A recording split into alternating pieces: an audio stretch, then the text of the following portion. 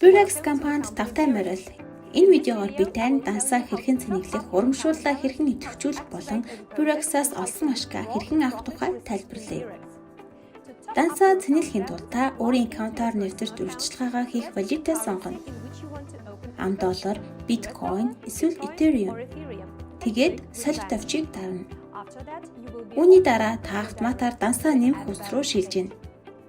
Энэ хуудас дээр та урьдчилгаа хийхдээ ашиглах төлбөрийн системээ сонгож, урьдчилгааны дүнгээ оруулаад мөн нэмэх гэдгийг дарна. Төлбөрийн системээс хамаарч урьдчилгаа орох хугацаа адилгүй тул тус бүрийн зааврыг дагна. Гол дансандаа урьдчилгааны мөнгөө хийсний дараа урьдчилгаа хийх гэсэн хэсэг рүү очино. Хөрөнгө оруулалтын сонголтын 4 ангиллаас аль нэгийг сонгоно. Ямар данс руу мөнгө хийсэн, хэдийн хэмжээний мөнгө хийснээс хамаарч урьдчилгааны төрлөө сонгоно. Урьдчилгааны дүнгээ сонгоод нээх гэдгийг дарна. Баяр хүргэе, та урьдчилгаагаа амжилттай хийлээ. Идэвхтэй урьдчилгаанаас олох ашигын хувийг даваагаас 5 гаругийн хооронд хийн. Өөрийн аккаунт дахь цугларсан ашгаа та хүссэн үедээ гаргаж авах боломжтой. Мөнгөө хэрхэн гаргаж авах тухай ярилцъя.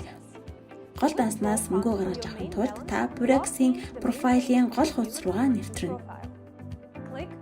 Мөнгө авахгүй буй дансны эрх мөнгө гаргаж авах гэсэн товчийг дарна.